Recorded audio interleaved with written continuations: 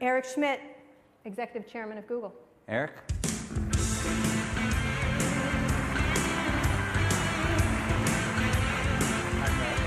Thank you, Tara. Thank you all. I have a feeling, and it's not just me, I mean, you can read it elsewhere, that there's a sort of new platform war taking place or beginning or underway. I understand you have this idea about the Gang of Four. Can you talk about that? It just seems to me that if you look at the industry as a whole, that there are 4 companies which are exploiting platform strategies, I think, very well. Obviously, one of them, in my view, is Google. The other 3 being Apple, Amazon, and Facebook.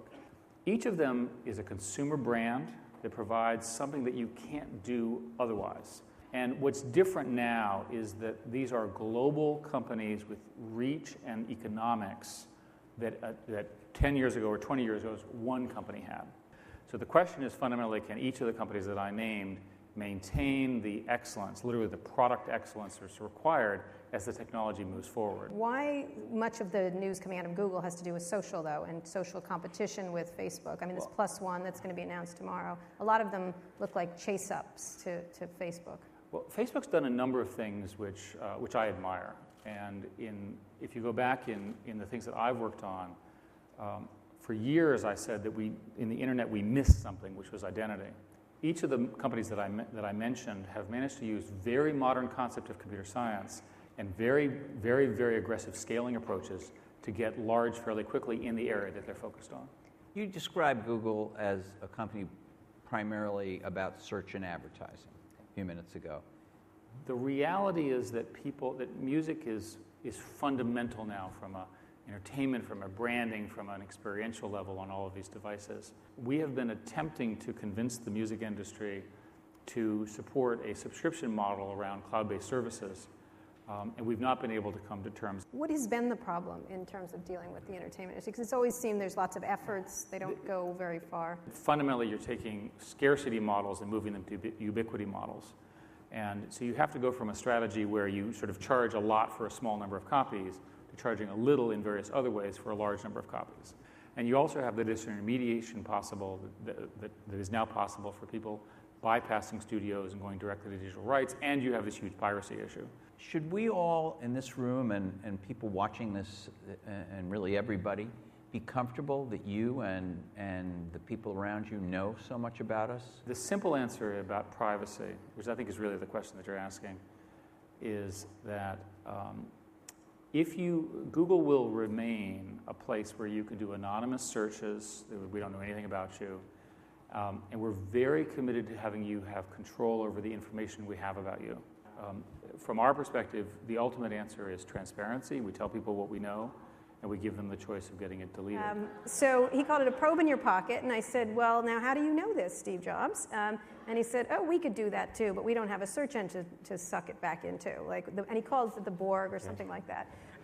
So to be very clear, we don't do that. Yes. Yes. The first is there's an opt-in for using that information if you use our various products which do social things, Latitude and a couple of other things like that. You have to explicitly choose that. There is a certain amount of information that goes back to Google, which is anonymized, and we do not store it. So the answer is it's never used against search.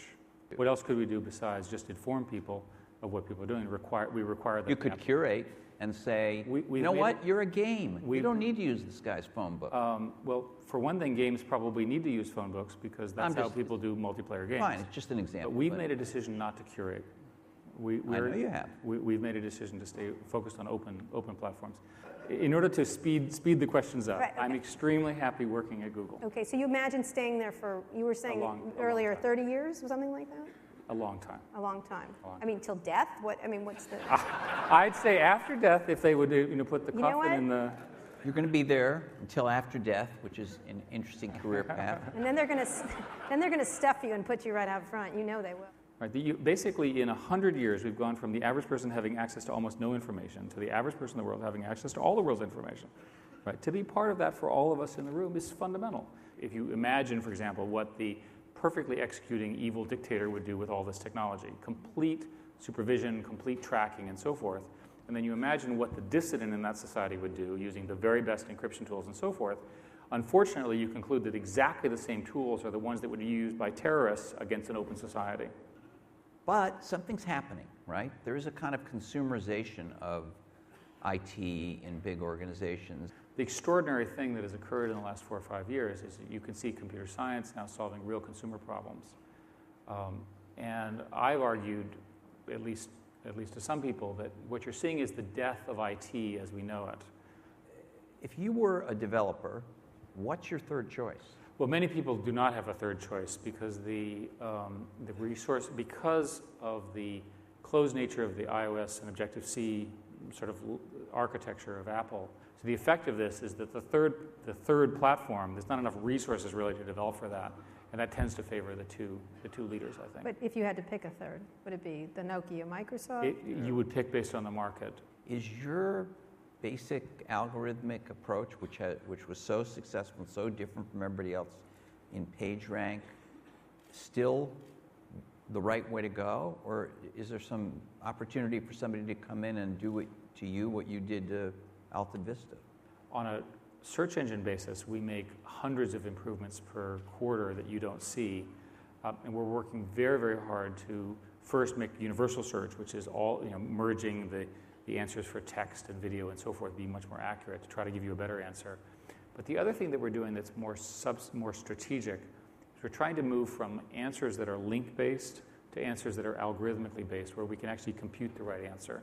And we now have enough artificial intelligence technology and enough scale and so forth that we can, for example, literally compute the right answer. What is your job number one going over the next year for Google in your external? And also, will Larry ever come out of the cave, or is it just you? I think Larry is pretty busy sitting in his office every day from 9 a.m. to 10 p.m., going through product reviews, so he'll have to decide what he wants to do there. I'm actually most concerned about what's happening to the internet as a whole. I'm very concerned that the sum of the economic interests, the reach of the internet, the investment, all that kind of stuff, will ultimately lead to a balkanization of the internet. And as the internet becomes more controversial, as the lack of harmony between different laws with respect to privacy, publicity, access to information, I'm very concerned that we'll end up with an internet per country. The Chrome books and the Chrome OS, and you have Android, you have Chrome, and so how does the consumer understand the distinction? Well, the consumer doesn't understand anything that we just said. What they understand is that they have applications of one kind that they download for an iPhone. They have a different store that they download different apps for the Android phone. And then in the web, they can download apps in that emergent market, and it's behind the other two they'll know them as apps, but they're fundamentally HTML5.